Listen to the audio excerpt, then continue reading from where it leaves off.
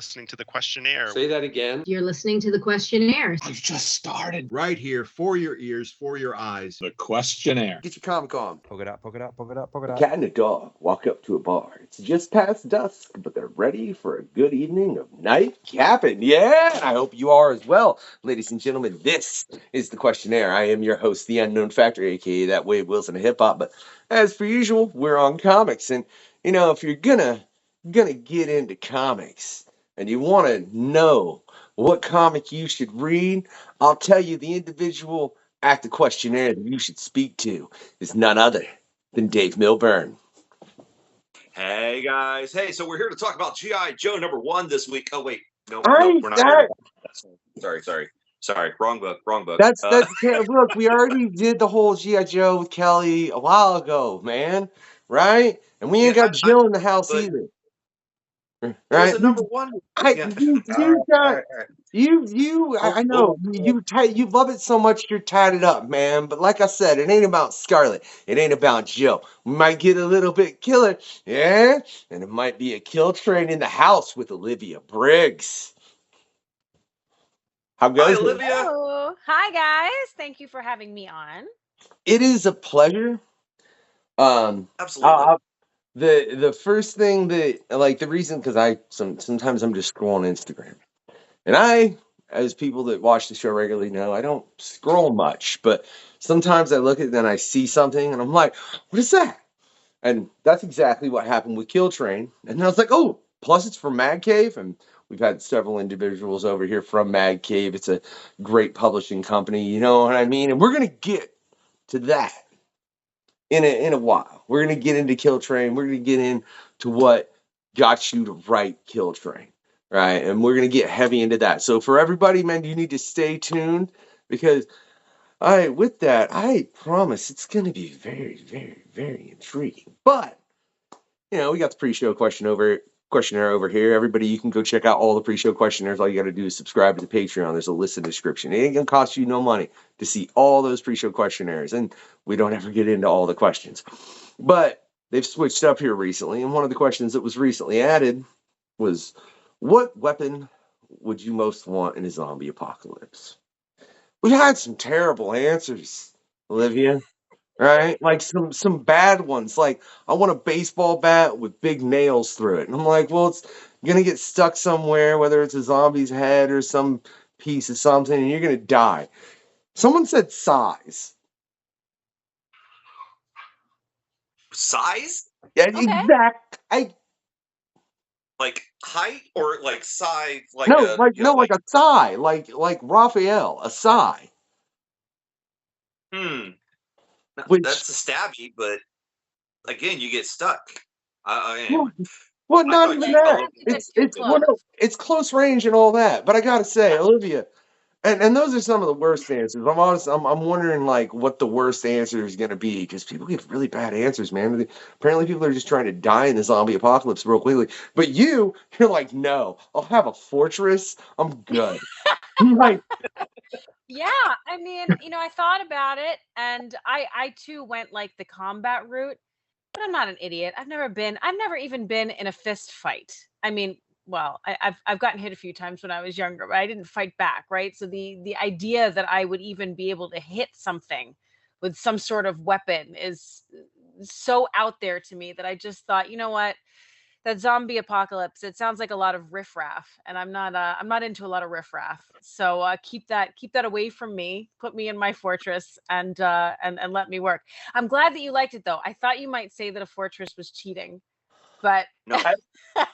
That's my honest answer. I'll be real honest. If you said a dragon, I'd let it fly with that question. Like, I'm pretty liberal as far as the answers with the questionnaire, you know. Well, what am I I'm not. with the dragon? You know, I already have like 2 kids, 2 dogs, 2 cats. I don't need another pet. You know what I mean? I got enough to feed.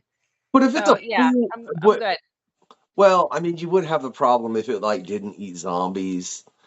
That could become like it would eventually eat y'all. But I mean, what better guard could you ask for in that situation? If it was intelligent, and I mean, that would all depend upon the level of intelligence. But then, what if it gets bit? Then you're really screwed.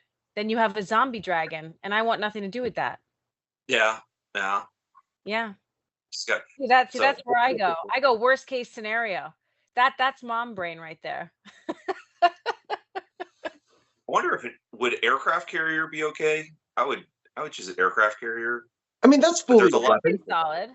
Unless Yeah. you get invaded. Yeah. But I you mean, know, my fortress wouldn't do much if it got invaded either. So, when you go out in the middle of the ocean and you just hang out there. I think yeah, yeah, that's great. Let's just combine efforts to have a fortress in the middle of the ocean. It's perfect. I get so Someone much dies writing done. before they come back, and then you don't have to worry about it. There you go. Yeah. I think yeah, Dave one upped you. I think if anybody ever comes up with a better answer than an aircraft carrier, I'll be. Yeah, that's gonna be a tricky one to beat, man. But like I said, you were getting into the fact that you like that because you would still be able to write. Now, I'm. We recently had Mike. I can't remember. There are so many people that go through everyone's names that I'm like, I want to start to blend names, and I love all these guys. I can tell you, Mike did Armored. You can go check out his past quest, right? It's right there. He's somebody though that came from the film side of things and then decided to go into start to do comic books. Now, you've obviously done that. And the Yeah, thing, that's my trajectory as well. well, the thing that I really want to pick your brain about is what's the difference that you found between writing film and television and writing comics? Several, but my favorite is budget. There Yeah. is no budget in comics, and you really get to let your imagination run wild in terms of location and magical realism and special effects. That you can, yeah, you're not limited by anything. Of course, though, there's a lot of creativity that comes out of limitations, and one of the limitations of comic books, at least in my experience, most of what I have done at this point is, the single issues and, 5-book volumes. So one single arc over 5 approximately 20-page books. And the storytelling has to move really quickly for it to, for people to stay engaged. So sometimes you don't get as much character development as you would get in a television show or a film. But then again, that's why it's kind of fun whenever you get the opportunity to adapt a comic book that you've written for film or TV, which is something I will get to do for the second time beginning next year. And then you get to flesh out all of the stories that you didn't get to tell and all of those juicy personal beats. But comic book writing, it also, you're allowed to exercise a very different muscle with film and television. Because it's expensive to make, you really have to think about what's going to be commercial, and you have to balance that, what's really commercial, with your interests and what you're passionate about. And sometimes it's hard to find that middle line. What I found in comic books and with the people that I have been lucky enough to work with, Mike Martz being my favorite, and I call him my dad in comics. He's not really old enough to be my dad, so I don't want to put that on him, but he was the first editor to ever publish me, so I Well, give him that title and I adore him. real But quick, I have I really got been given free reign to tell the stories that I'm passionate about the way that I want to tell them. So, and I don't, as it seems like, as long as my idea is kind of weird enough, they'll do it. So it's great. I don't have to worry about being commercial. I can just be me. So it's been an amazing community to be a part of, and I'm not giving it up for anything. I don't care how much money I make in this lifetime. I will continue to write comics for peanuts because it's kind of like a lifeblood thing. Firstly, for everyone out there, go check out when Mike Martz was on the Quest, right? It was a phenomenal time. He's a great dude to be able to chat with. I don't know who the co-host was on that episode. I think it might have been Scott, right? He's the best. It was a pleasure and a joy, and I need to clip reels from this and probably this and 10 other things, but that's a whole nother neither here nor there. So when you entered into that, other than the fact of budget, and it's not something you have to worry about, and the fact that with TV, you have to make it. I mean, you have to make it to a certain degree commercial because you're trying to reach a larger audience based on the fact of the budget that you're spending. Is there anything that you find different as far as when you're scripting the characters specifically? Because I'm just wondering if do you write the characters slightly different based on what they're saying, based on the fact that they're not going to be able to show moving emotions? I mean, you Right. can have an artist show a single frame, but you can't show like a moving process of emotions on the face as you would be able to when it's video. Right. And you can't depend on an incredible actor to bring the work to life. For instance, like working on Queen of the South, obviously we had Alice Braga on that show and she's brilliant. And her character didn't talk a whole lot. So it was like whenever you're scripting her, you're always thinking, oh my God, like, is this going to translate? But then you give it to her and she always gets it, right? There's so much that you can write in your action sequences that the actors can then pick up and perform. So yeah, it is different. It's I I will say though, I always strive with my dialogue to make it very honest and emotive. I would say that the only real difference is that sometimes I break my own rule in comic books a little, where I'll find excuses for characters to talk to themselves so that you understand a little bit more of what's going on. If it's not a book where I freely use captions, like with Mary Shelley Monster Hunter, for instance, because Mary Shelley is obviously a writer, it felt very natural to have captions. So you're in her head, you understand what she's thinking when things are happening. But that doesn't work for every book. So, sometimes even though I don't love having to do it, I feel like every once in a while, you have to have a character talk to themselves. Thankfully, in like the case of Jill and the Killers, Jill kind of it's just in her personality to talk to herself. She's also very lonely, so like it works out. But yeah, I would say that to a certain extent, you do have to be a little bit more expositional in the dialogue. But I try not to do too much. I've also been very lucky to work with some of the best artists in the business. Roberta Ingranata has become a really dear friend. She's incredible. Martina Niosi, who's doing the art for Kill Train, I out of this world. I can't believe that we were able to afford her. I mean, the emotions that she is able to put on the page, and you can, if like it's like slightly not there, you need a little more, you can give her a very subtle note, and when the ink comes back, you're like, whoa, that's it, that's the face. So that also depends on the artist that you're working with, how expositional you need to be in the dialogue. Sometimes you realize that you have the type of artist where you need to have a whole like double page silent spread. Just don't put a word in there. Don't get in the way. There's something really beautiful happening. You can trust the art. And yeah, that's really cool. And then the other thing is page turns, which is delightful because you don't get anything like that in writing for film or TV. There's nothing Right. like, every other page, there's a potential for a surprise. So it's a really cool feature of comic books that I've always loved. It would be like the beginning or you're watching Buffy the Vampire Slayer, and it's like coming up to the commercial break, and they come around the corner and they go, and it goes to commercial break, and then you Right. got to wait 3 minutes, and you're like, But who has what? commercial breaks anymore, right? Right, Nobody. because we're all on Netflix and everything. Yep. So and then that turn, and boom, there's a double page spread of something just absolutely fantastic happening, or horrific in a lot of cases. So so that's awesome. That's a beautiful way of describing it. Love Thank it. you. Yeah. And then you got to be a little column A, a little column B. You don't want mostly horrific, Dave. Calm down. All right. Well, I'm I didn't read horror comics until like 2020, and then I realized, we're pretty much there. So Oh yeah. might as well play 'em. Something's Killing the Children was my first horror comic, and since then I've been hooked.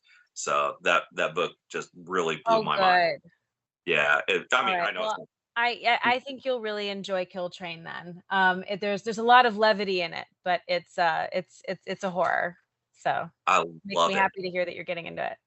Yeah, Look, I'm look, looking forward to it. You know, look. because this week we've got I think our FOC for this week, you know, it's coming up. And I believe Kill Train is on there. So I'll make sure we have plenty for our shelves. Woohoo! Well, So, let's yeah. get right into that then, because this is a very, very intriguing concept. I mean, because there have been a lot of stories done to where, to some degree, and hey, things got to get thinned out. That's what it is. I really just taking out whole trains in New York like that, though. There's something really savage about that. So are you going to explain like how exactly it got to the point where that became necessary within this book? Um, no, I don't explain all of that. I mean, what you find out is that we're in the not so distant future. There was a massive population explosion, which I feel like is something that's not too far out of, the realm of possibilities, really. And that it was crippling the city. There just weren't enough resources. And people were going hungry, and there was crime was rampant. And I don't know if you happened to see the little ad that I made. It's a pro kill train advertisement. I That was you said you were on Instagram, so I I didn't know that if you had seen it or not. I But so tried. it's recycled from that information. It was I got a lot of hits. I was very Hey, real proud of quick, myself. real I quick, like making those little things. yeah, real quick, Olivia, for everybody that hasn't seen it, if you can you get that to me? Oh, absolutely. All right, so you can see that right now. All right, and check that out, man. Y'all just got Oh, to see it, awesome. I can't right? believe it. Right, Look at that. Yeah, for it's real. perfect. It's pretty short too. Yeah, I'm so just gonna grab something to drink real quick. I'm sorry, my mouth is going dry. I'll oh, be right back. It's right no behind problem, me. no problem. I love when I'm able to do that, and like somebody tells me something, I'm like, oh, I can cut that into the show like real easy. It's simple work, man. Um, All but yes, okay, now I'm back. right. But Oh, yeah, here, I mean that's hold the on. simple. Oh, hold Sorry. on. Let me just give a proper cut back into that. All right, so we're back, man. Yeah, I hope y'all enjoyed that, man. So with that, Olivia, you, I mean, this is about a single mother that ends up getting on one of these trains. I hope I can make it to the next part of this interview. With that, what inspired this particular story? Because just from reading the description that's available on the Mad Geek website, it sounds very, very personal. The story ended up being personal. The concept was not. The concept actually came to me in a dream. I guess I should call it a nightmare. Where I woke up in my bedroom that my father has lovingly saved for me. I grew up in New York City in Midtown Manhattan, and I woke up and I was watching New York One News, dating myself here because it does not exist anymore. And they were talking about the Kill Train program on New York One News. And in my dream, like I knew about this. I knew that like 1 out of every 10,000 trains was a kill train. But it's New York City. No one's not going to take the train. It's Yeah, not. you gotta. It's not going to be you. You know what I mean? And so I went down onto the train and I got on. And the next thing I knew, it skipped a stop. It skipped the next stop. Skip the next one, and everyone's looking at each other, and I realized my blood ran cold. I knew that I was on a kill train. I was going to die, and I woke up. And so I couldn't get that idea out of my head, and it was floating around in there for years. And then this was right around the time that Mike Martz moved over to Mad Cave Studios, and I was just meeting all of these folks for the first time. And I kind of soft pitched the idea to Chaz Pangburn, and he got really excited about it. And I was like, oh, okay, maybe there's something here.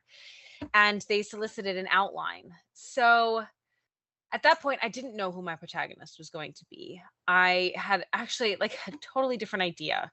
I knew it was going to be a woman. I just had a totally different idea of who she was going to be. And then I kind of found myself in a situation where I realized that I was completely furious. It's just like, I don't think that this will sound strange to any woman my age, but there's, I grew up in the 90s with, in New York City, surrounded by wonderful, well-meaning people who basically made it seem as though there's no more glass ceiling. We took care of that for you. You can do anything a guy can do. All you need to do is work hard. I apologize for the scratching sound. That is my rabbit, Bob, who should be outside by now, but he's still trapped in this office. So I apologize for that. Oh, it's all right. That's a first with a rabbit on the show. I don't think we ever had a rabbit. Cats, dogs, never a rabbit. So. Well, now you do. He's Bob. And anyway, so come to find out as I'm going about my life, he's getting very angry now, like me. Going about my life, just totally convinced that not only that I could do anything I wanted without restraint, but that thinking otherwise was wrong.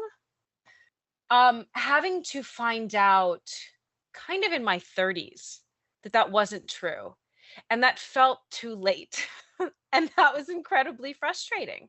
It was incredibly frustrating for a decade to have this information slowly trickle in. That no, I was going to have to work harder. I was going to have to pull longer hours. More was going to be expected of me. And if I had a child, which I did, right around the time I turned 31, that I was going to be seen a certain way because of that. And so all of this kind of started coming to a head for me, along with some of the personal relationships that I was dealing with, and just really feeling the full impact of being a woman with major career aspirations, so much that I want to do in this life, a career that's going, but in the arts. So what does that mean? That means that, I could do great 1 year and for the next 3 years, it's nothing, right? Mm-hmm. And having a child, being on my own, having 2 children actually by that point, and what kind of forced dependency does to your soul, when you kind of feel like you have to accept a handout or not be able to take care of your kids or yourself. And it's really, really hard. And I was sick of being sad about it. So I just decided to get angry. And again, all of this was kind of coming to a head right around the time that it was like, I balance projects. I go from one project to the next. And it's kind of like spinning plates. So I spin this plate for a while, and then I have to go over and spin this plate. So right when it was time to spin the Kill Train plate, I'm out in Paris. I'm jet lagged. I haven't slept in days. And I'm taking the Eurostar to London. And it just kind of poured out of me. Everything that I was really, really effing pissed about. I don't know if you allow cursing on this podcast. I am try not to during this show. Before and after, we get into all kind of chicanery. But effing, okay, we'll keep it PG for the kiddies. We try. But anyway, so that's and again, it's not just the professional aspects of it. It's also, some of the personal relationships that I had in my life. I felt like I had let, go on for too long in ways that were not healthy for me. But I feel like that's another thing that's expected of women, is just to kind of, be nice and put up with things and be nice and be nice. And this was the safest way in some ways to not be nice. But then again, I know that when this book comes out, I'm going to catch some hell.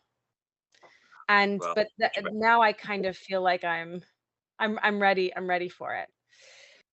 So there was that. And then the last part of that was, again, during this kind of dark night of the soul moment for me, I happened to watch that Johnny Depp Amber Heard documentary on Netflix. I don't know if you saw it, but yeah, my wife was completely glued to that. Yeah. So I felt like I really got taken for a ride during the actual trial. I was like, Team Johnny Depp, wow, what a gold digger, what a weirdo, what a crazy lady. And then I saw that documentary and I was so mad at myself. And most of my lead female characters are Latinas, because growing up, I never saw vaguely tan women starring in anything. And that I used to get questions all the time of like, "Ew, you're so exotic. Where'd you get your tan?" and all this, idiotic stuff. So I just want that representation to be out there for other vaguely tan people. But I for don't know this about one, that. it's she's a white woman, Yeah. and there's a reason for that. A white blonde woman, and interestingly, it had a lot to do with Amber Heard. I saw her and I felt her, and I'm not going to say that she was perfect or totally guiltless in the situation, but she did not deserve what happened to her. And I felt like, at least in the entertainment industry, actually, the country as a whole, there was this shift that happened where we really started pointing the finger at white women, in a way that I thought was inappropriate, and demonizing them and calling them Karens and whatever else. And it infuriated me, even as a quote unquote woman of color, whatever you want to call it, even though I'm half and half, because being a woman should be enough, period. Mhm. And yeah, so that was my answer to it, that it's like, it's okay to just be a white blonde lady with blue eyes. We don't, that in and of itself, and her struggle is enough. So in future books, I will probably go back to putting vaguely tan people front and center, but for this one, I don't know, I kind of felt like it was important to say, like, it's these women are important too, because we've torn them down, but when was ever the period in history where we lifted them up?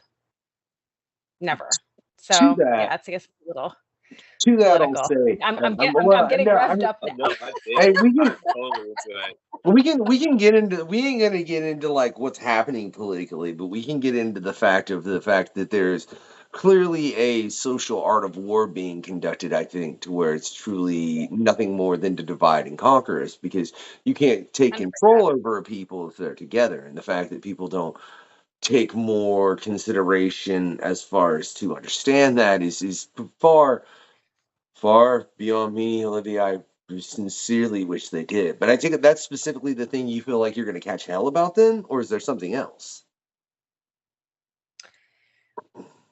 Oh, so when one reads Kill Train, Uh-huh. there are a series of things that, like various flashbacks that you will see from Vanessa's past. Um, what ends up happening to her is that she is suffering a mental breakdown as she gets on to this train, but she's not really aware of it at first, but she becomes very aware of it as the book continues, because she's seeing things that are not there, which is creating a bit of a dangerous situation when you have like psychotic killers on the train. That she's delusional, and these delusions are all various people and parts of her past that have haunted her, but that she has suppressed for Mm. various reasons. And so a lot of the things that are said to her, these vestiges of the past and the things that they say, are things that were said to me by people in my life, many of whom are near and dear. They did not realize that they were causing harm, but they did. And I felt like it was important to put a lot of those direct quotes in the book, because no doubt other women have heard them. And if they read them in this book, they'll understand, oh God, that's why I felt this way when I heard this thing. It doesn't immediately read as something bad, but it missed the mark, and it made me feel small, and I know that I'm not the only one. So I felt like it was important for that, and I feel like for anyone else reading the book who may have said this to someone else or thought to say these things, it's, oh, wait a minute. Not that any of these people are bad. Again, a lot of the quotes from this book are from people that I love and are still very, very close to me. But I felt like it was important to put out there, just think before you say some of these things. For instance, I had I had a very close friend of mine say to me, um, "Wow, I mean, you're such a hustler. If I didn't know better, I'd never think you had a kid." And oh, ouch. I mean, my children are my heart. They're the reason why my life works.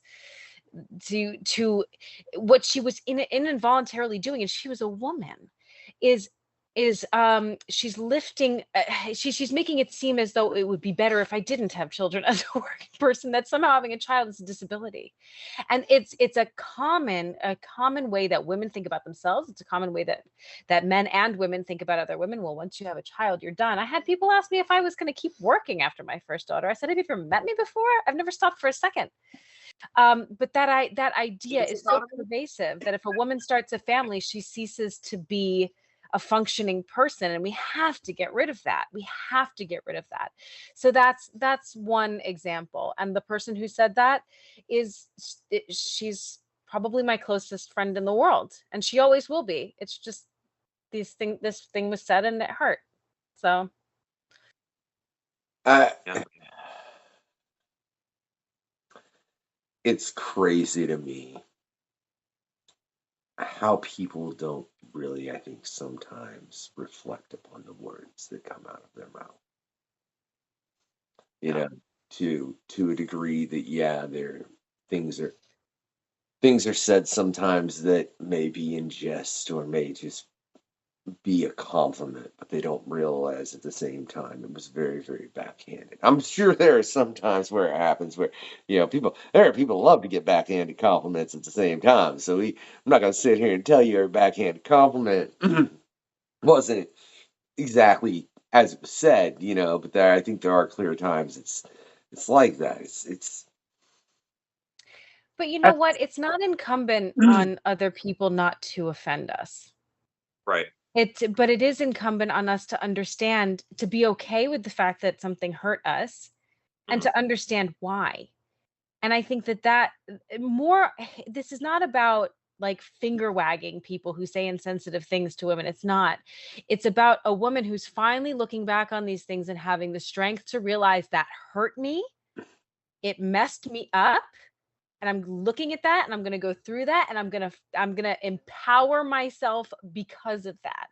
What a lot of us, I think, tend to do is to internalize these comments. At least I have, and I'm sure I'm not the only person.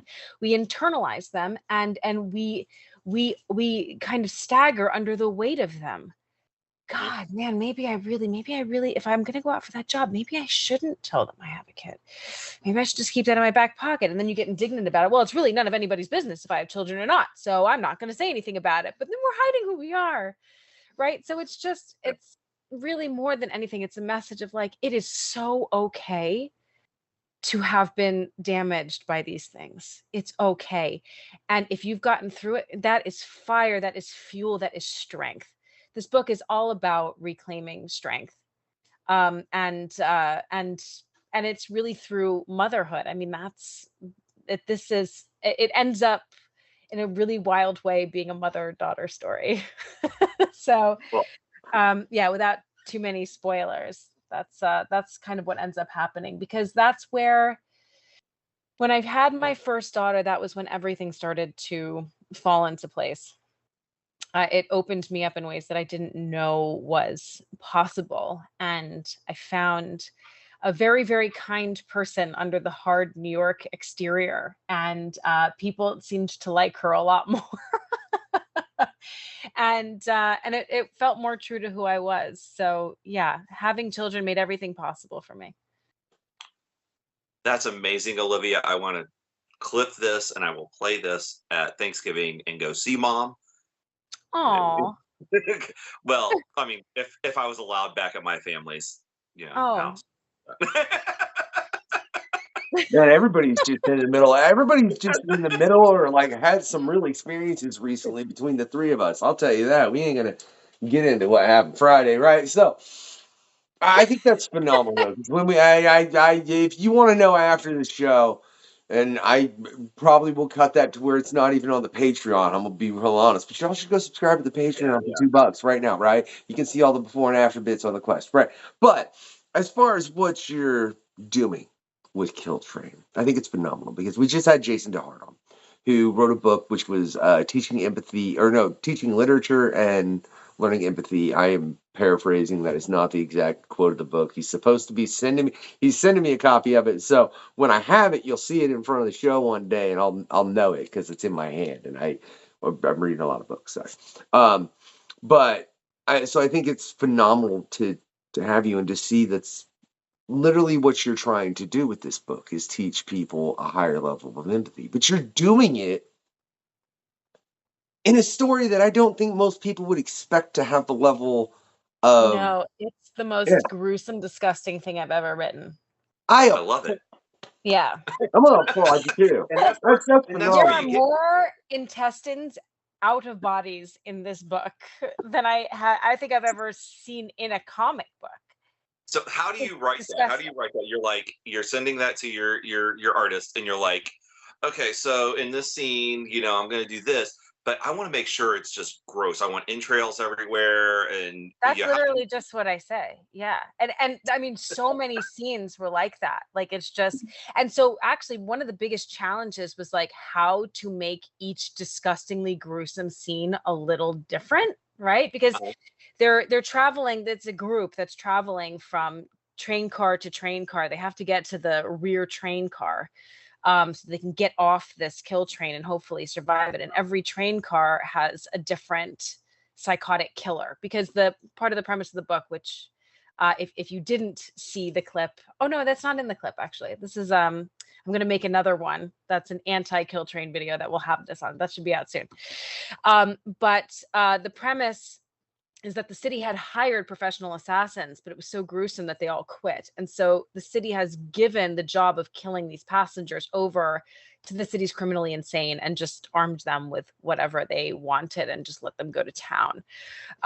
So it was really a challenge to figure out, like, okay, every train car is a massacre. How do we make each massacre a little bit different? And in one of them, I have it's two psychotic killers, and they have the bodies strung from the, you know, the handholds on the subway cars, and they're dismembering them, and they're putting various, you know, organs and limbs and whatnot into a bag that says road snacks on the side. And it was funny because, you know, sometimes when you're working with, you know, foreign artists, and I've worked with a lot of Italian artists, not everything comes across in translation. So the first, I think, pencil that I got of that, and it's a splash page.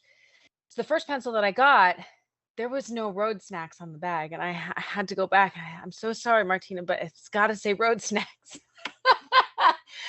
So, you know, stuff like that. How to have all different types of murders and bloodshed and injury, different types of weapons, all in the same environment, all on a train. So I had to really get deep into my my like gross teenage mind and just think of the most disgusting things I could. But you know, I've had a lot of help. My first love was slasher movies, so I'm glad now that I started, I think, in third grade with Cape Fear. It's a little bit young, but yeah, it's all still in there. You do end you up like wagging. horror films in general? Love them. I love them. And for a few years, this was after I had my first daughter, I couldn't watch them anymore. Like I would get really upset. I'm like, that's somebody's baby. Like, really, it freaked me out.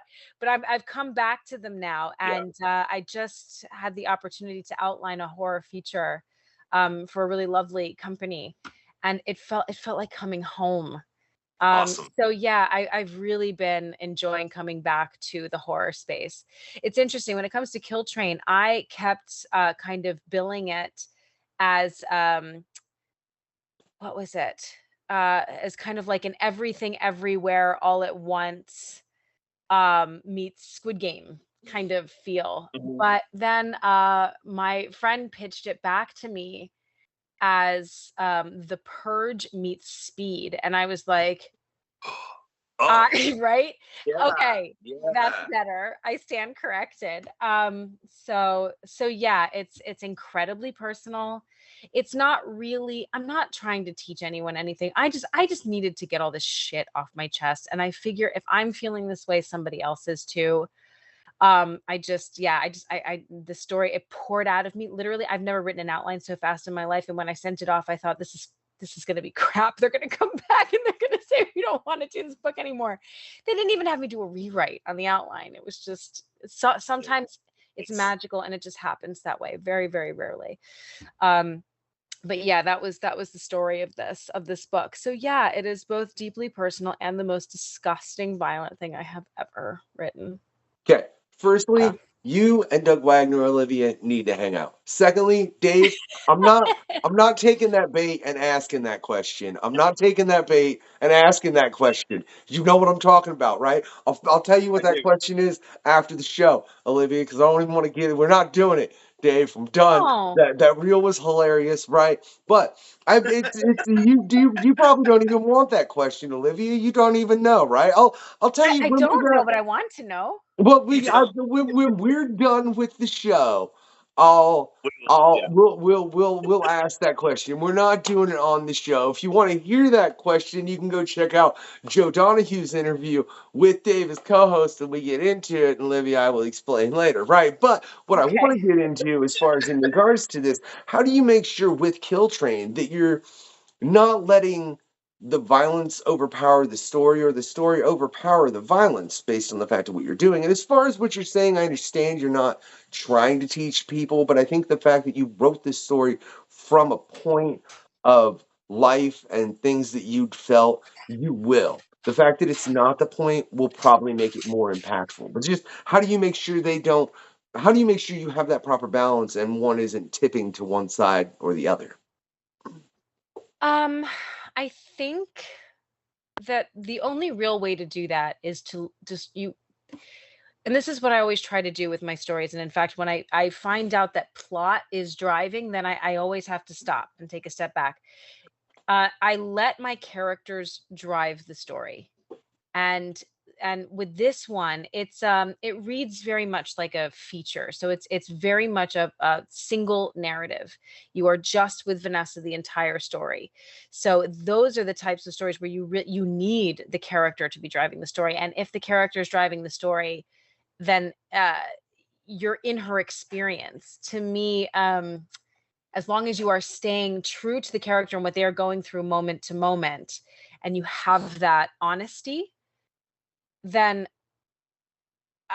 even if for some readers the violence is overpowering the story, I can't help that. But at least I am being honest to the character and the situation that they're in. So it is difficult, and it's funny. There were times where I thought, is this going to be too gross?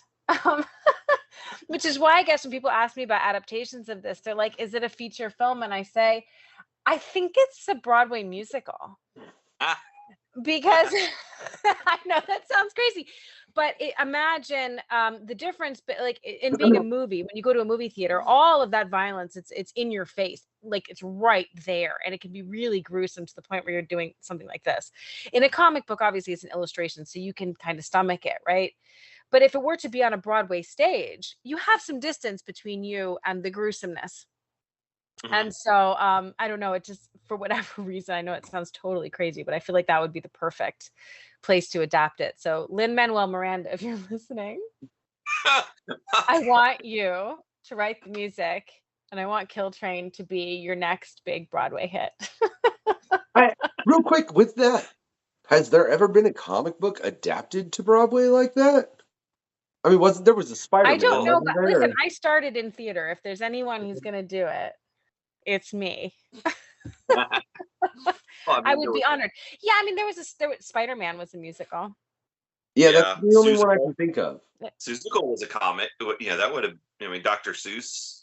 Oh, and there was also oh gosh, that lovely memoir about that woman who came out to her family, something house, home, something. It was a graphic novel first of the true story of coming out to her parents, and then it became a musical. I saw it. It was amazing, and now I'm losing the name of it. But the Midwest, so we don't get something. all the theater here. So you know, there's someone that knows. Mormon. Comment it down in the comments so we don't all, because look, I mean, no one can know every book in existence. There's no way I could sit here and explain books to you, and there's no way I could give the title of them. It's more important, in my opinion, that you remember the information and the knowledge that you've got from that book. The title, in all sincerity, is not that important. It's nice to know so you can reference it to someone. Oh, I'm sorry. It's fun. I think it's Fun Home. Fun Home? Fun Home was a graphic novel that became a musical. So I will not be the first. But that's good. That means that the precedent has been set. Entertainment is like law. You need someone big to do it first, and then you have an excuse to follow in their footsteps. Oh yeah, a family tragic comic. Yes. Fun home. Okay. I don't need Okay, no yeah. family tragic anything in my life besides what's going on right now. This would be Oh, this I'm would be sorry. one of my coworkers, his type of book. So I'm definitely the at the store. I'm the capes and cowls and Marvel DC kind of guy, and I have the other guy who's like graphics and all the very serious slice of life, following a young girl through Auschwitz kind of book reader. Whereas I'm like, hey, look, a new Batman book. So this is definitely You're the this is a- escapism guy. I bet you Dare has read this. My coworker Dare has definitely read this book. He loves these kind of books, and he's rubbing off on me. I'm starting to realize there's definitely better stuff out there. It's Lonely at the Center of the Earth was a great book. Ducks is a great book. Young ladies coming of age and coming out to their families and stuff. I got to do better.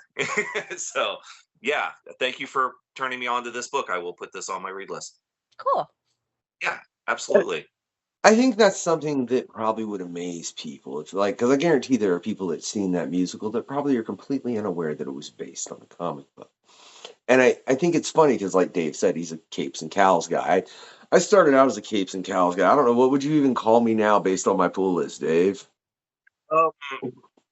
You're pretty eclectic. How about that? I mean, it's all the Deadpool books you get, but you still get these other smaller books that like Doug Wagner's books. Not a lot of people read Wagner's books. I absolutely love Vinyl and Plastic, and all those books are just fantastic. And if you haven't read those, Olivia, those are amazing. Yeah, Right. and serial killer books. Dealing with very different things. And Doug's been on the show a couple times, and he's a very odd guy. I love him. I think he's great. Doug is always a pleasure. He was just on with where we talk our comics political with him, DG, and Stephen Grant, Stephen Grant, not Scott Grant, right? And that's why I say I think you two should hang out, because, like Dave was saying, he very much makes books that, wow, they get crazy, violent, crazy violent, but so much heart. There is so much heart in all of those books. Yeah, Kill Train. If Kill Train doesn't make you cry, I'll send you guys a check or something.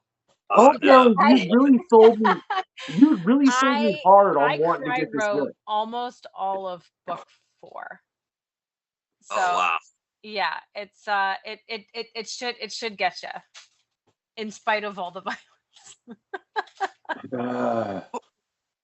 She had done so well on selling me on this book, Dave, until she said that. Really? And then you said, like, it'll make you cry. And I'm like, I don't, as Dave can attest to, I'm like, I'm not looking for that right now. You know what I mean? Like, it was a real. By the time it comes out, you'll be past Friday. Yeah, that'll be Friday like will be a distant memory. Yeah. You'll be okay. The wife was crying. Family drama is the worst, man. It really is. It's inescapable. Yeah. It's been a rough year for some people. Like I was saying earlier, my family decided that I'm not supposed to be around anymore because I had too much hate in my heart because of who I was voting for this year. And I was like, I think we have our hate swapped. So again, we're from the Midwest, so it gives you an idea who they're voting for, and younger generations going a different direction, and said I couldn't back them anymore on who they've traditionally gone with. I feel in 2016 I felt that anger acutely. Yeah. I don't know that anger has any place in this anymore. I understand the fear and the frustration, but if we keep allowing this person to divide us, then he wins. Then he conquers. He conquers. And all we as individuals in this country stand to do is lose. Yeah. That's it. I mean, I mean, I'll let my political affiliations be known. I've been a lifelong liberal. And it's been a very strange experience for me because I feel like I've stayed in the same place, but my own party has pushed me in a very strange direction where I was scared to speak. Um, and that is not good. There's crap happening on both sides of this issue. We really just have to start listening to one another because there are people in different parts of this country that I have been forced to look at and see. I cannot blame you for wanting something that is not the establishment. I cannot, you're the way that a lot of people are forced to live in this country. I cannot blame you for being just as furious as I was when I outlined Kill Train. And I don't blame you for wanting something different. I don't blame you for wanting to shake things up. I don't blame you for ignoring some of the horrible things that have been said and done and saying, you know what, I'm going to support this person anyway, because you do deserve something that's different.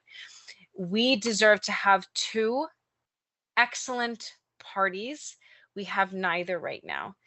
But what I'm really, really hoping, I'm deciding that I am going to be hopeful over these next 4 years that my party that has so badly bungled their ability to talk to average Americans will get their shit together, find another Bill Clinton. I don't care about his sexual deviances, and parade him around and unify everyone. Somebody Yeah. find us another Obama. Find us somebody who's exciting and but gets it, because we've screwed up too. We lost touch and we kind of allowed this to happen. So I'm gonna say here, I might get frustrated when I hear stuff about the other side because I think that there's so much that's being missed, but I'm gonna do my best to just listen. I'm just going to listen. Even if I hate what I'm hearing, I'm going to listen and I'm gonna breathe. Because I feel like if we all did that, we could come out of this in 4 years and like do something amazing and I won't have to leave this country. But in the meantime, yes, I am in the process of getting Italian citizenship. So there's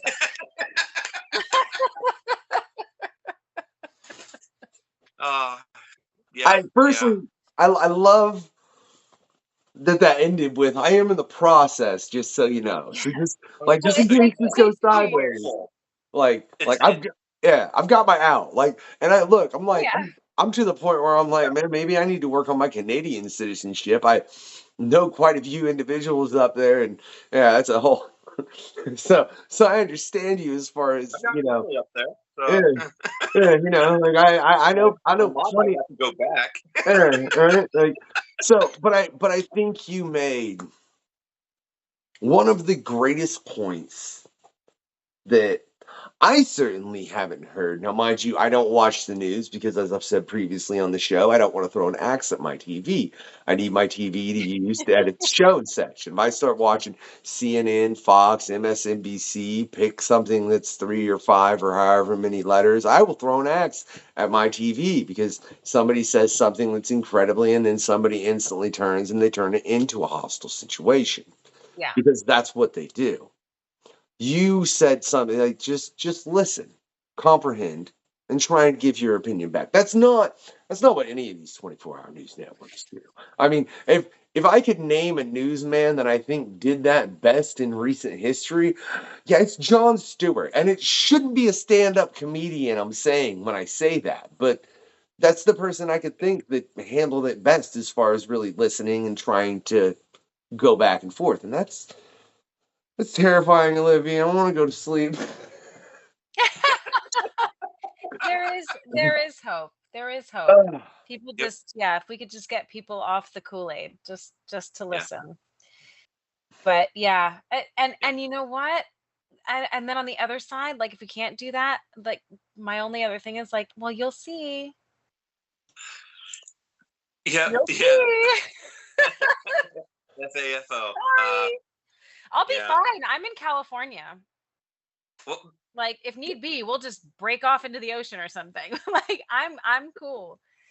But we're stuck in Indiana. Yeah, that sucks. I'm really sorry. That's why I said I'm I'm really just sorry about your family, David. That sucks. look. That No, really sucks. if it But goes I've got sideways, I'm skipping so over I've got Michigan, and yeah, just, just surrounding ourselves with people that are positive is becoming more important, and that's what I'm doing now, and and going to therapy, and Oh yeah, me too. Lots of yeah, therapy. yeah. So yeah, and we've got to see the positives. We've got to reach out to our families that are still open-minded in conversations and hug each other and do the best we can. And Olivia, um, yeah, Dave, do something I'm else. getting all Like, verklempt over here. It's a rough time. It's a rough Yeah, time, but that's why we have comic books, man. Thank God. Thank God we yeah. have this entire incredible, thriving. I know a lot of publishers are having a rough time, but when I go to these cons and when I meet these fans and I see the attendance numbers and I meet other creators, I haven't tabled yet. I've never tabled at a con, but every creator I talk to that does, they always make a ton of money. Like it's amazing that we have this incredibly creative, the most creative industry I've ever been a part of.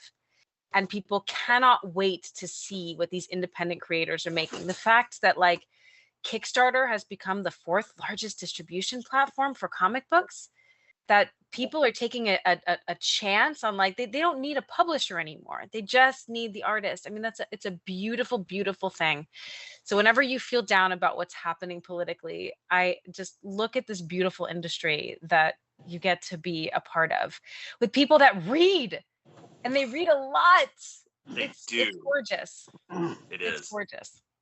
this is, and you bring up something though that I think this is part of the conversation we have with Jason Darwin too. I don't think people realize that. You ever feel like comic books could really help, at least in part, correct certain things wrong with society if people just like read like 10 comics, like 10 comics a week? Just read 10 comics a week, man, and make sure at least 3 of them aren't capes and cows, right? I feel I like think it would they make the have. world more empathetic. I think they have. I Well, think that comic books have changed the world. I I mean, think that, yeah, it's even back what just talking about like Marvel and DC, right? These characters like the Hulk, for instance, that embodiment of rage and what that looks like. The fact that that Batman has this past that he has to overcome. I mean, these characters, they're not plastic. They are incredibly dimensional, the ones that have stood the test of time. And anytime a kid or even an adult gets into this character, they see a part of themselves and learn to accept those parts of themselves or deal with those parts of themselves. And it's in a safe way because it's a superhero, right? It's one step removed. It's not a story that's directly about them. That's when it gets hard to deal with, right? When you go into a space of magical realism where you get to disappear, that's when it becomes safe to look at certain parts of yourself and to transform. So I think a lot of these iconic characters, I think they really have changed the world. I think the idea of inherent goodness that we see in a lot of superheroes is something that's enviable. I of course we're going to go back and forth in this world, and right now we seem to be in a very interesting, very inflamed trend. But no, I think that these books have tremendous power, oh and I yeah, think no, that power has been exhibited. yeah, and I fully agree. I just mean, like, can we just get like at least half the world reading 10 comic books a week? Because I just feel, I mean, just like Yeah, half the I world. would Like, like that too. Come into my store, buy my Yeah, get rid of the internet, yeah, and you'll yeah. do it Absolutely. but easy. think about that. Now, think about what you just said, Olivia. Right? Like, really think about that, right? And the effect that it has on the overall market. Kill the internet. There is no Kickstarter. That's true. We lose a big distribution platform, but yeah, if people okay, then maybe kill social media. Kill Twitter. Then how do you get the information of these books Twitter coming actually out is to dead. people? Yeah, it is. Blue Sky, yo. Yeah. Well, I think we're over there. You can definitely catch us on Threads as well as Instagram. And yeah, I wanted to.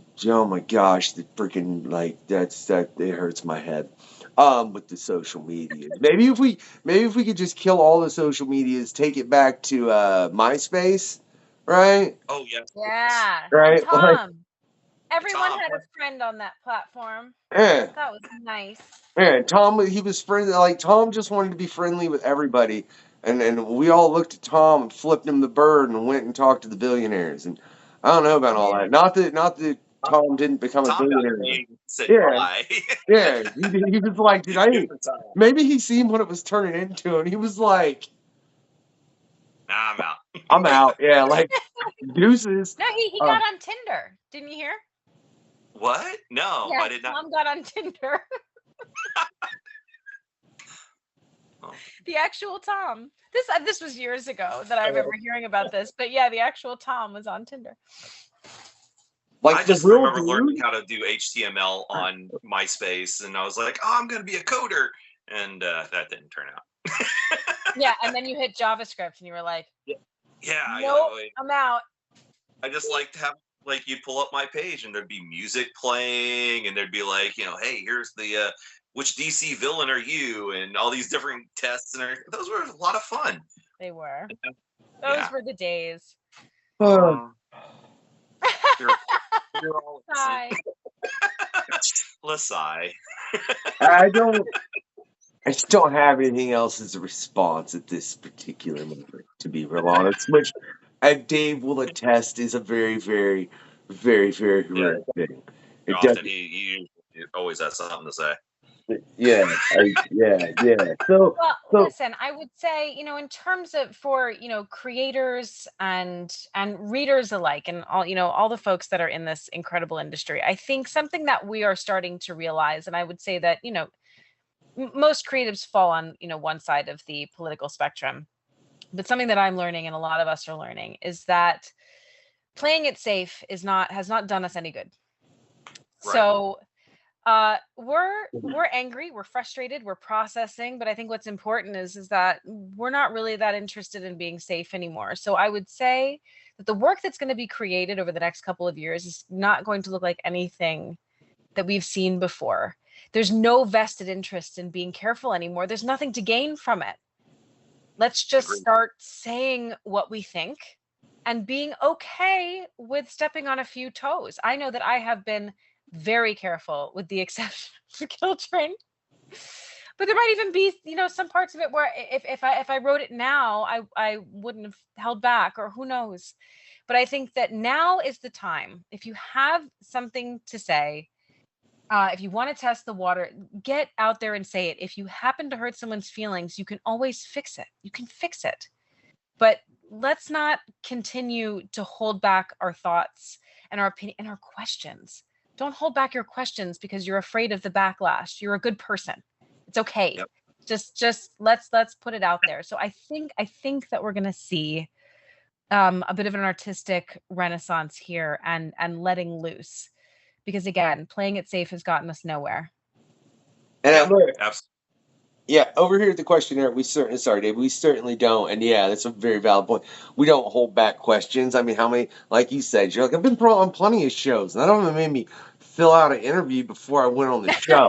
You got to fill out an interview before you come on the show, right? I know. Look, hey, it's okay. I promise. By far not the worst response I've gotten when I sent out that questionnaire. Yeah. This is long. Yeah.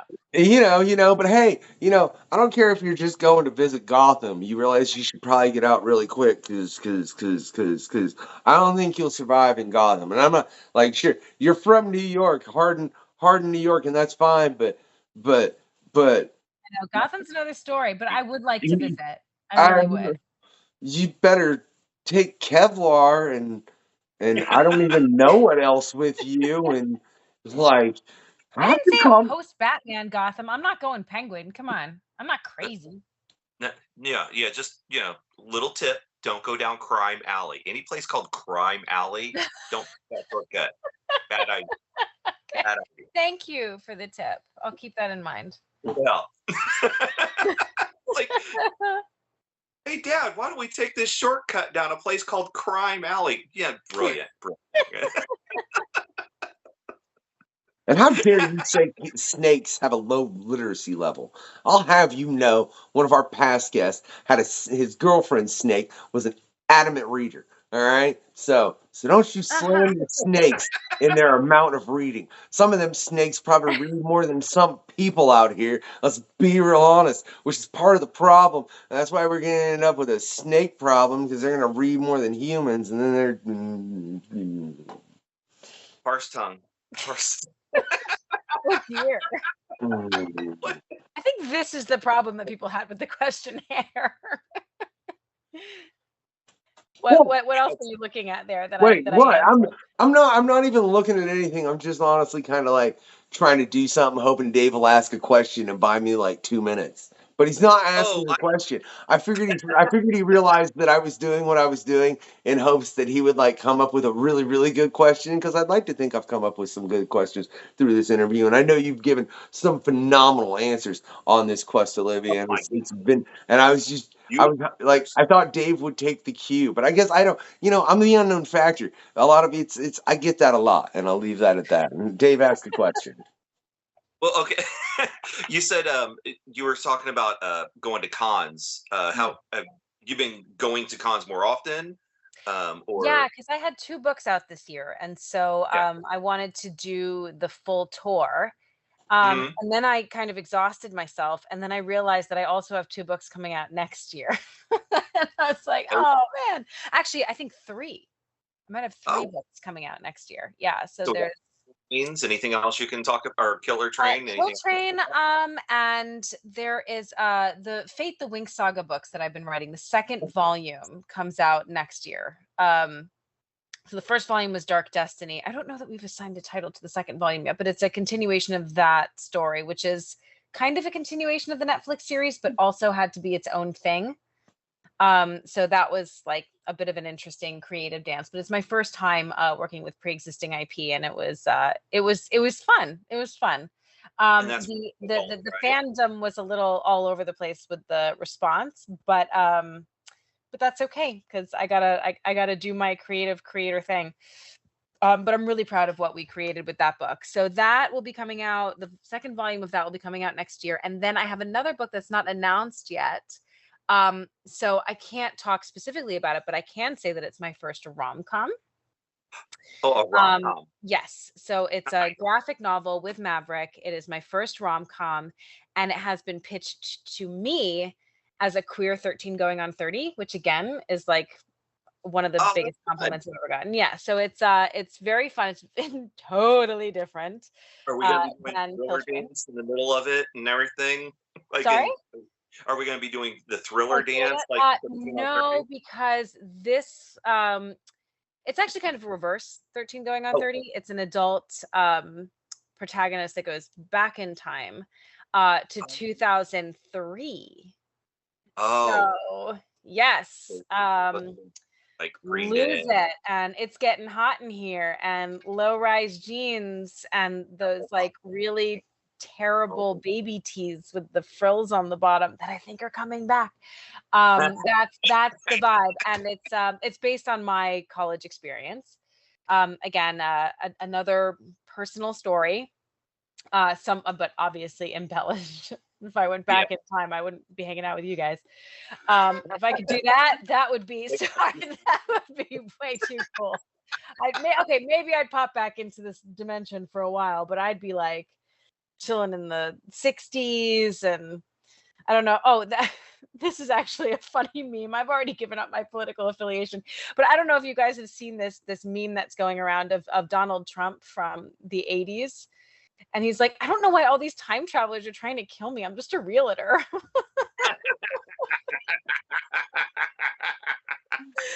But I loved it.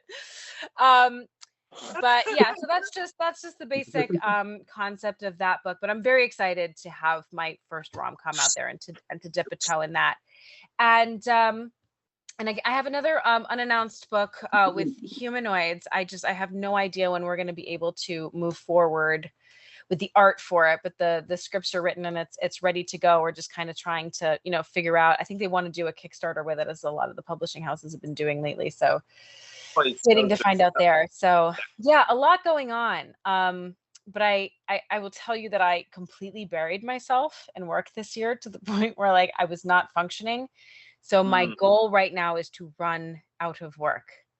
It's what I've been afraid of for years, but I'm going to conquer my fear by running out of work. And then I'm going to stand still for 5 minutes and go, wow, I have nothing to do. And then I'll start pitching again. So yeah, those are my projects. I know that's something that we've discussed. Actually, before that, I want to touch on more. Why do you dread reviews of all things? Like, I think that's kind of because look, firstly, review like. I'm gonna say right now, if you're reading Kill Train and some part of it like made you go wah wah wah, dude, you just go wah to yourself, man. All right, keep like I don't like. Oh, I'm sorry. Like if it hurts you emotionally and you can't go and say that constructively, if you can leave a constructive review, I'll say that's fine. But if you're just gonna whine, go get a box of it, okay, and keep it to yourself. All right. Don't get a box. You're going to feel horrible in the morning. Get a nice French red. Be kind to yourself. If it was their opinion to sit and do it on the line, no, they can get it from the box and suffer the consequences. Olivia, that's my opinion. That's part of the problem. Is you have from the teat of despair. yeah, I'm sorry. Worse than boxed wine. I just found out about canned wine today, and I was like, that can't be good. Yeah, no. That's did somebody watch the episode of Always Sunny in Philly and be like, yeah, we could totally like really put it in cans too? Because that was a joke from Always Sunny in Philly. They were pouring wine into like Diet Coke cans and drinking it. They really disgusting. We should never take any advice from Only Sunny in Philadelphia. That's never a good idea. No. So is the question why do I hate reviews? Yeah, I'm curious. Yeah, why is it that reviews are something you dread? Because it's never. I mean, I've had so many people answer that question. I can't tell you. And in 100 plus questionnaires, in probably 100 questionnaires, that's been there, and I've never seen that. So I think for me, okay, obviously getting a negative review is soul crushing, and it shouldn't be, because that's just someone's opinion. But it is really, really hard to get those negative words out of your head if you have gone and read them. And then you feel like you have something to make up for, make an excuse for. You feel like you have to respond to it, and it gets in your head and it gets under your skin. Then okay, but what about all the good reviews? You say. And I've gotten plenty of those. But if this is so hard to express, I'm always glad to know that people are enjoying my work. But again, these are just people sharing their opinions. And as an artist, what I strive so much to do is to be honest in my work. And any sort of uninformed input like that, it tends to steer you one way or the other. So say that, Kill Train comes out, all the entire first 5 books are out. Everyone loves it. And it's the best thing they've ever read. And I'm getting offers left and right. Then I'm telling you, this is where I go. I will never write something that good again. Oh my God, I'm fucked. My career is over. Right. There's nothing that I have gained that is good from any review. I have gotten thoughtful feedback from peers when I'm still in the process of like actually being able to go back and change something. But once something is out there, I feel like at that point, any artist should let it go. Don't look at the reviews. It has nothing, honestly, it has nothing to do with me. A person can read a book on Tuesday, then have a Friday like you had, right? And read another book on Saturday. They'll have it could have been the same book, right? And they're going to have a completely different interpretation based on where they are. I don't need to know what your opinion was on my book on Thursday. and again, if you love it, that's wonderful. You know what I would rather hear?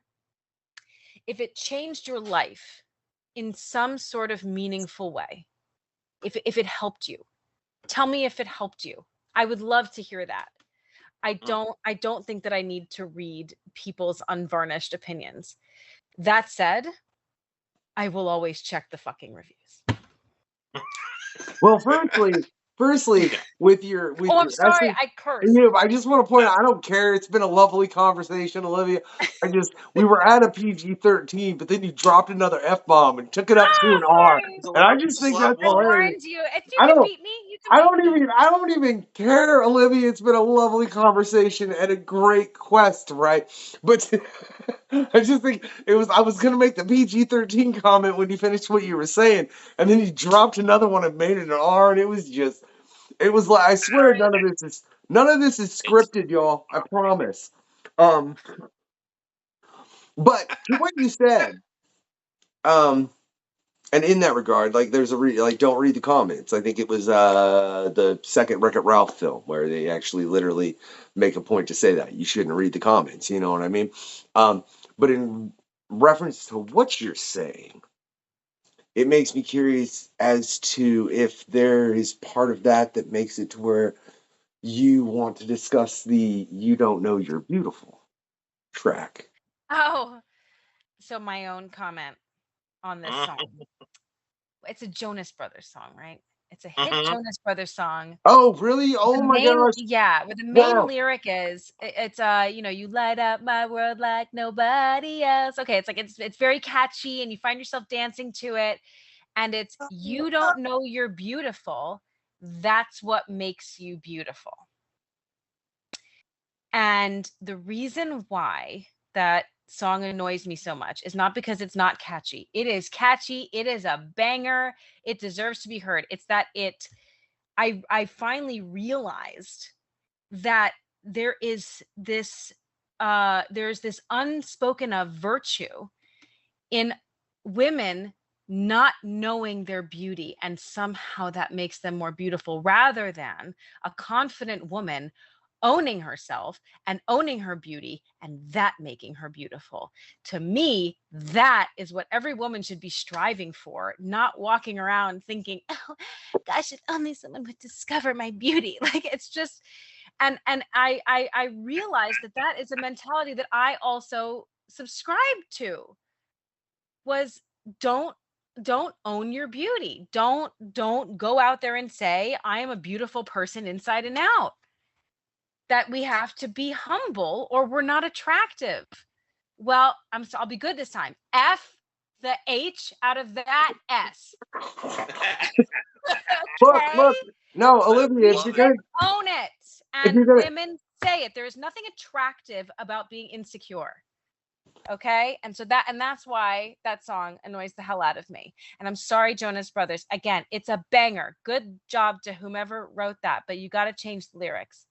All right. Well, firstly, if you're going to edit yourself properly, Olivia, it should go a little something like, you can, all right? Like, you can, come on, all right? Come on, right? Come on, learn to edit. You ain't even got to throw any letters. Just cut that thing out. Sorry. Make it like it was, I don't care. I'm just saying it was comical and I love it, right?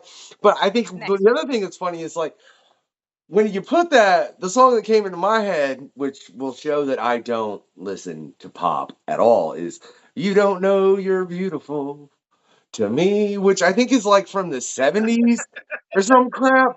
It's also not the lyrics to You're so beautiful to me. You're so beautiful to me. I don't listen to that either, man. I'm a hip hop head. What can I say? Right? I don't like. I've been like Hannibal's got me on a real Jurassic 5 tip. If I'm going to be real honest, and I've been bumping a lot of that here recently, and I would recommend it for anybody that wants some good, real lyrical hip hop.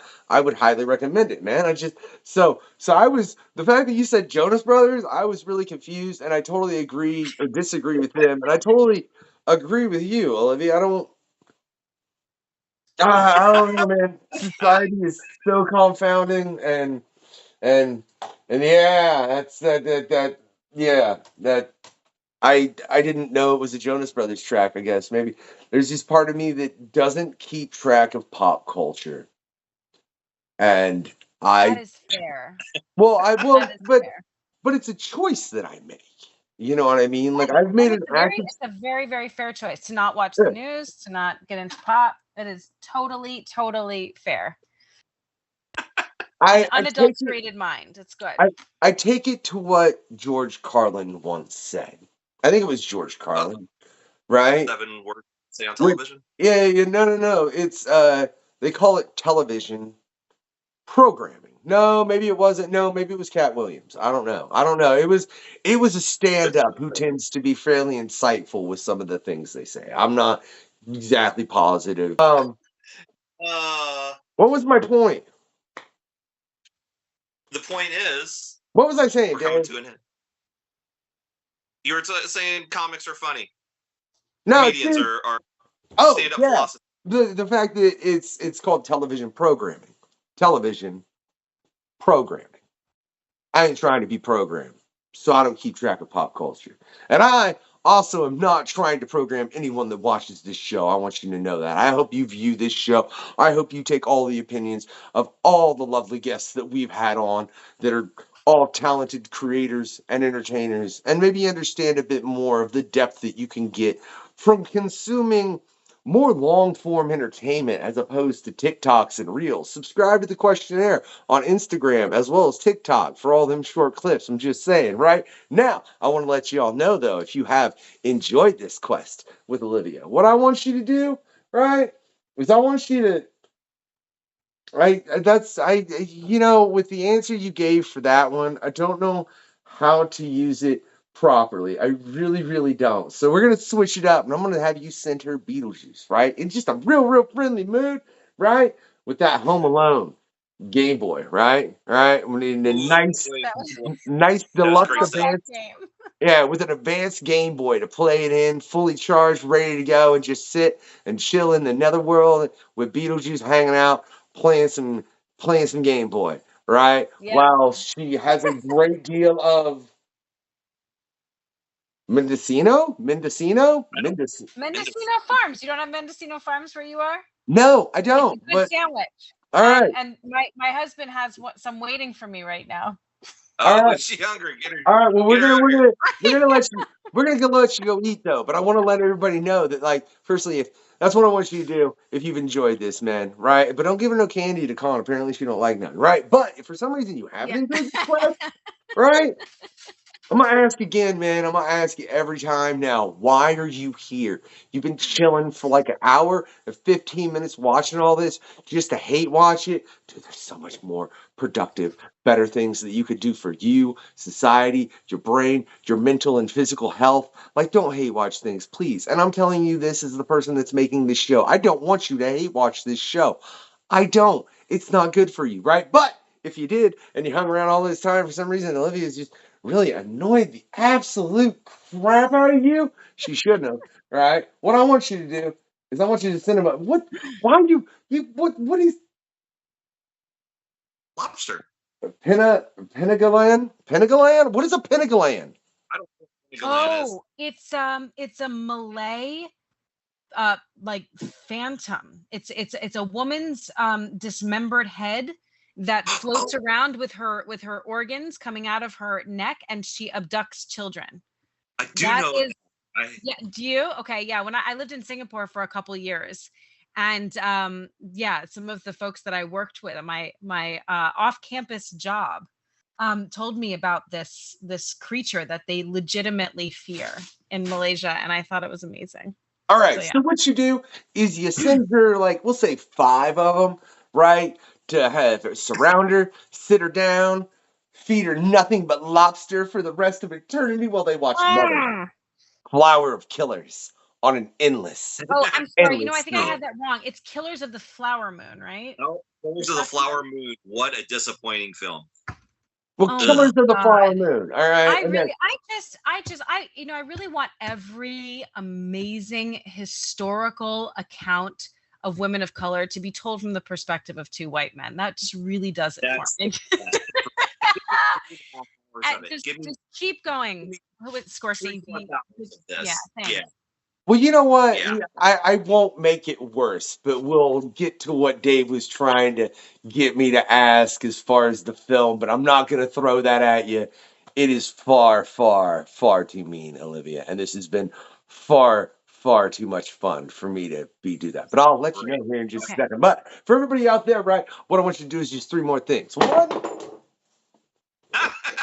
don't drop your thumb, press the thumbs up, right? 2, always get your comic on. Besides that, have a good night, This has y'all. been the questionnaire. Where's the link? Thanks for checking out the questionnaire. In the link below, yes? I will drop it like it's hot. That's another party. It's cool, man. I love it. The questionnaire. That is all.